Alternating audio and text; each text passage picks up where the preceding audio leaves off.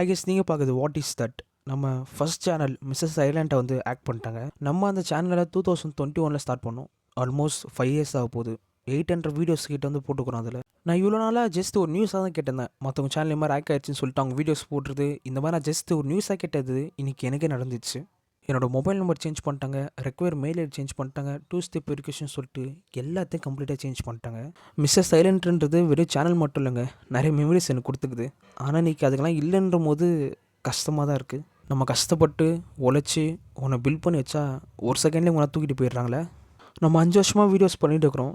இன்றைக்கி சடனாக வந்து அது எதுவுமே இல்லைன்னும் போது கஷ்டமாக தான் இருக்குது. ஸோ நானும் முடிஞ்ச அளவுக்கு அந்த சேனலை ரெக்கவர் பண்ண ட்ரை பண்ணிகிட்டே இருக்கிறேன். எல்லாம் நல்லபடியாக நடந்துச்சுன்னா சந்தோஷம்.